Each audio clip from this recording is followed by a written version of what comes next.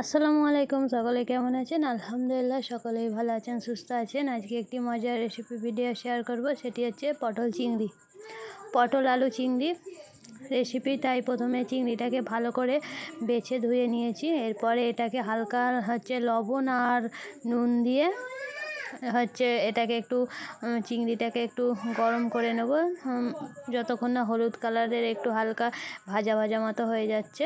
নেড়ে চেড়ে নেবো। আর এখানে পটল আলু রান্নার জন্য আলুটাকে গোল গোল করে কেটে নিয়েছি। এই আলুটাকে ভালো করে ভেজে নেব, তাই কড়াইয়ের মধ্যে তেল দিয়ে দিয়েছি। তেলটাকে ভালো করে গরম করে নিয়েছি। গরম হয়ে যেতে এরপর এর মধ্যে আলুটা দিয়ে দিয়েছি। আলুতেও দিয়ে দিচ্ছি সামান্য পরিমাণ লবণ আর দিয়ে দিচ্ছি হলুদ গুঁড়ো। এরপরে আলুটাকে ভালো করে নেড়ে চেড়ে ভাজা ভাজা করে নেব, যতক্ষণ না খানিকটা কিছুক্ষণ ছাড়া নাড়াচাড়া করে ভালো করে আলুটাকে ভেজে নেব। দেখতেই পাচ্ছেন নাড়তে নাড়তে আলুর কালারটা কেমন চেঞ্জ হয়ে এসছে। এটাকে এবার ভাজা হয়ে গেছে, এরপরে এটাকে নামিয়ে নেব। এরপর পটলটাকেও ভালো করে ভেজে নেব। পটলটার অর্ধেক খোসা ছাড়িয়ে মাঝখান দিয়ে একটা পটলকে আমি 2 পিস করেছি। এতে লবণ আর হলুদ গুঁড়ো দিয়ে সেম পদ্ধতিতে পটলটাকেও ভালো করে ভেজে নেব।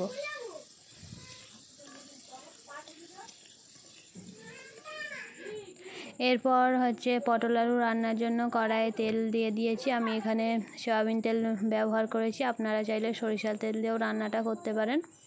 এবার তেলের মধ্যে তেলটা ভালো করে গরম করে নিয়েছি। এর মধ্যে দিয়ে দিলাম একটা তেজপাতা আর দিয়ে দিলাম একটা শুকনো লঙ্কা, দিয়ে দিচ্ছি গোটা জিরে। এটাকে ভালো করে নেড়ে চেড়ে নিচ্ছি, একটু হালকা ভাজা ভাজা মতো করে নেব। তারপরে দিয়ে দিলাম একটা বড় সাইজের পেঁয়াজ কুচি। পেঁয়াজটাকে ভালো করে নেড়ে চেড়ে হালকা বাদামি কালারের করে নেব। এখানে যখন পেঁয়াজের কালারটা একটু চেঞ্জ হয়ে এসছে তখন দিয়ে দিচ্ছি আদা রসুনের পেস্ট দিয়ে এটাকে ভালো করে নাড়াচাড়া করে নিচ্ছি।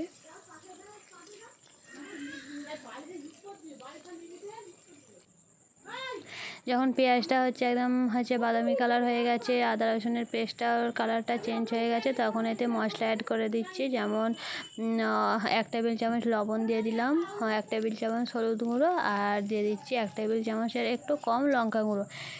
এবারে আপনারা যেমন মশলা খেতে পছন্দ করেন সেই অনুযায়ী আপনারা মশলা অ্যাড করবেন। মশলাটাকে দিয়ে ভালো করে নেড়ে চেড়ে নিচ্ছি। এরপরে এটাকে পানি দিয়ে মশলাটাকে ভালো করে কষিয়ে নেব, যতক্ষণ না পেঁয়াজ থেকে তেলটা ছাড়ে ততক্ষণ একটু পানি দিয়ে ভালো করে কষিয়ে নেব। দেখতেই পাচ্ছেন পেঁয়াজ থেকে তেলটা ছেড়ে দিয়েছে। এরপরে এটাকে ভেজে রাখা আলু আর পটলটাকে দিয়ে দিচ্ছি, দিয়ে ভালো করে নেড়ে চেড়ে নেব। আলু আর পটলটাকে ভালো করে মশলার মধ্যে মাখিয়ে নিচ্ছি। তাই আলু আর পটলটাকে ভালো করে নেড়ে চেড়ে কষিয়ে নিচ্ছি।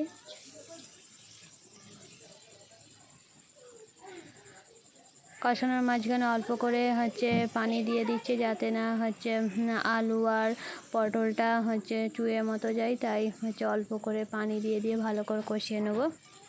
আর আমার ভিডিও যদি আপনাদের ভালো লেগে থাকে তাহলে অবশ্যই একটা লাইক করে দেবেন আর আমার চ্যানেলটাকে সাবস্ক্রাইব করে দেবেন, পরের ভিডিও নোটিফিকেশান যাতে আপনার কাছে আগে পৌঁছায়। অল্প করে পানি দিয়ে কষিয়ে নিচ্ছি। এরপরে এতে দিয়ে দিলাম ধনিয়া গুঁড়ো দিয়ে ভালো করে আলু আর পটলটাকে কষিয়ে নিচ্ছি। আলু আর পটলটাকে একটু সময় নিয়ে কষিয়ে নেব, 5 থেকে 10 মিনিট। এটাকে আর 5 মিনিটের মতো ভালো করে কষিয়ে নিয়ে, তরকারি যত কষবেন ততই তরকারির স্বাদটা ভালো হবে। তাই এতে খানিকটা ছাড়া আমি কষিয়ে নিচ্ছি। কষতে আলু প্রায় অর্ধেক সেদ্ধ হয়ে গেছে। ঢাকনা দিয়ে 5 মিনিট কষিয়ে নিয়েছি। এরপরে ভালো করে নাড়াচাড়া করে এতে পরিমাণ মতো পানি দিয়ে দেবো, যাতে আলুটা আরও ভালো করে সেদ্ধ হয়ে যায়।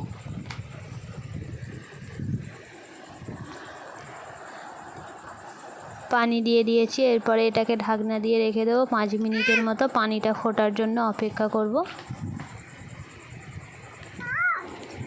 এখানে পানিটাও ফুটেও গেছে। এরপরে এতে যে চিংড়িটা হচ্ছে নুনস করে রেখে দিয়েছিলাম সেই চিংড়িটা এর মধ্যে দিয়ে দিয়েছি। ফোটার পরেই কিন্তু চিংড়িটা দিতে হবে, তাই আমি চিংড়ি মাছটা দিয়ে দিয়েছি। আর হচ্ছে 2টো কাঁচা লঙ্কা এর ওপরে ছড়িয়ে দিচ্ছি। এরপরে এতে দিয়ে দিচ্ছি সবজি মশলা, আর এরপরে দিয়ে দিচ্ছি অল্প করে জিরে গুঁড়ো, দিয়ে ভালো করে এটাকে নাড়াচাড়া করে নিয়ে হচ্ছে 2 মিনিটের মতো রেখে নামিয়ে নেব। দেখুন আমাদের তরকারি পুরো কমপ্লিট হয়ে গেছে, কত সুন্দর হয়েছে খেতেও। এটা গরম ভাতের সঙ্গে দারুণ লাগবে। আপনাদের এই রেসিপি ভিডিওটা কেমন লাগলো অবশ্যই কমেন্ট বক্সে জানাবেন।